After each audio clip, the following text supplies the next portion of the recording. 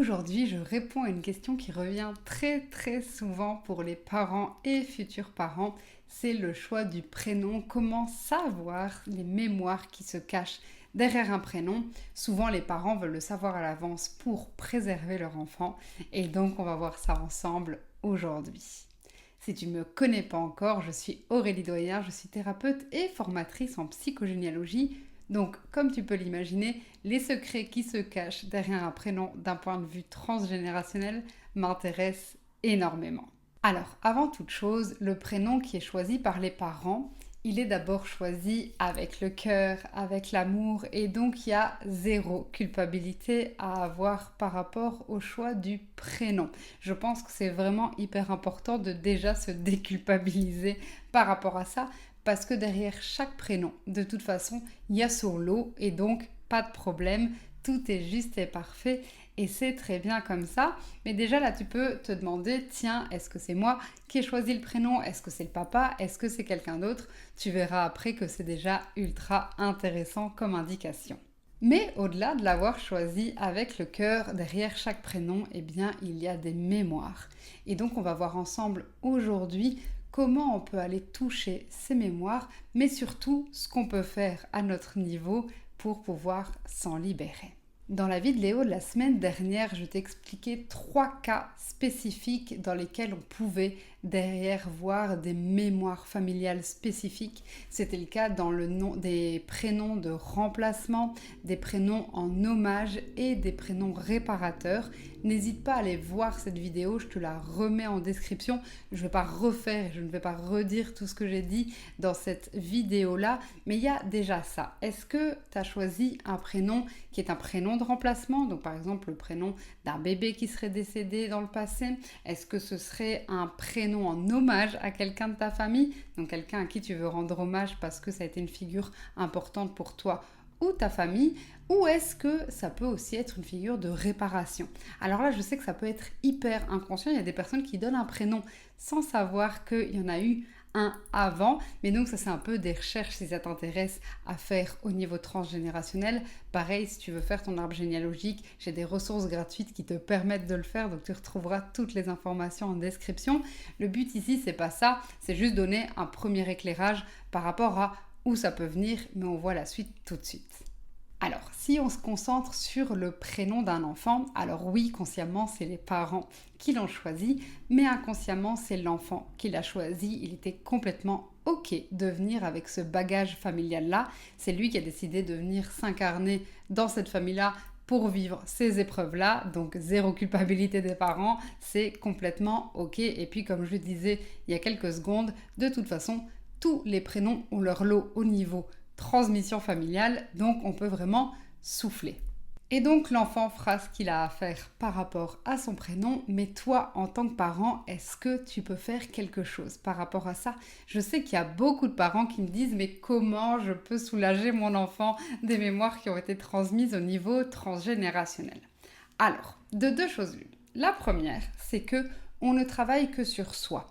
Donc de toute façon, moi je dis tout le temps, si vous faites un travail, vous le faites pour vous. Mais par contre, c'est que tout ce que vous faites pour vous, il y aura une répercussion pour votre enfant.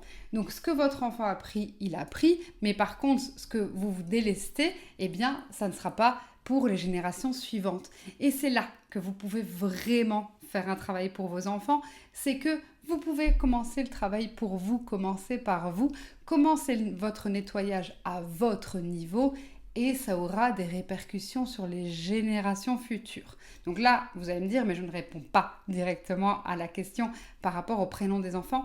Eh bien non, parce que c'est pas le rôle des parents que de délester les enfants de leur héritage familial. C'est vraiment les enfants qui vont pouvoir s'en saisir. Nous, on a peut-être l'impression que ce sera un fardeau pour eux, alors que eux, ils en feront un trésor. Et donc ça, c'est complètement OK. Mais donc, vous, en tant que parent, ce que vous pouvez faire, c'est commencer à travailler par vous, tout simplement. Alors, je vais quand même te donner une petite astuce par rapport à ton enfant. Et je pense que ça, c'est vraiment une clé qui est libératrice en soi. C'est que n'hésite jamais à expliquer à ton enfant pourquoi tu as choisi ce prénom. Alors pourquoi tu ou quelqu'un de la famille a choisi ce prénom. Je pense que déjà rien que ça va venir mettre un éclairage. Il y a plein de gens qui ne savent pas pourquoi on a choisi ce prénom-là pour eux. Et je trouve ça assez incroyable parce qu'en fait, posez la question à vos parents, pourquoi vous avez choisi ce prénom-là pour moi? Et déjà ça peut vraiment vous donner des indications incroyables sur ce que vous vivez. Donc n'hésitez pas à faire la démarche de demander à vos parents, mais également de l'expliquer à votre enfant. C'est d'ailleurs une question que je recommande dans ma liste de 12 questions à poser à tes parents. Parfois, on ne sait pas par où commencer et donc j'ai fait une petite liste de 12 questions essentielles qu'on peut poser à nos parents, mais on peut également y répondre en tant que parent pour pouvoir ensuite le donner à notre enfant. Donc pareil, je te mets en description le lien pour télécharger ces 12 questions. Donc ça, pour moi, c'est vraiment la première chose que tu veux faire pour ton enfant, c'est lui expliquer. Je pense qu'on a parfois tendance à pas dire les choses en pensant que c'est pas intéressant ou que c'est pas pertinent ou que sais-je, alors qu'en fait, libérer la parole, c'est vraiment tellement puissant. Donc explique vraiment à ton enfant. Alors bon, peut-être pas quand il a 6 mois parce qu'il s'en souviendra pas, hein, mais voilà, plus tard dans sa vie, dans son expérience de vie, c'est ultra intéressant. Et puis la deuxième chose que tu peux faire, du coup, c'est bosser sur toi, parce qu'une fois que tu bosseras sur toi, ce sera bénéfique pour ton enfant et pour toutes les générations futures. Puisque tout ce que tu libères pour toi, tout ce que tu décides de déposer à ton niveau, eh bien c'est tout ce que les générations futures n'auront pas à faire. Alors j'espère que cette petite vidéo sur les prénoms t'aura plu. C'est donc la deuxième partie de la série de vidéos sur les prénoms. Je te donne rendez-vous dimanche prochain pour la partie 3. N'hésite pas à me dire en commentaire s'il y a des questions plus particulières auxquelles tu voudrais que je réponde pour la partie 3. N'hésite pas à me dire aussi en commentaire s'il y a quelque chose qui t'a tilté, s'il y a quelque chose que tu ne trouves pas par rapport à un prénom, parce que c'est vrai qu'il y a parfois des prénoms où on ne trouve pas exactement d'où ça vient, donc n'hésite pas à me le mettre en commentaire, je réponds aussi avec joie. Et puis si ça t'a plu, n'hésite pas à me mettre un petit like, un commentaire, à t'abonner à ma chaîne pour ne pas rater les prochaines vidéos. Et on se retrouve donc très vite pour une prochaine question transgénérationnelle.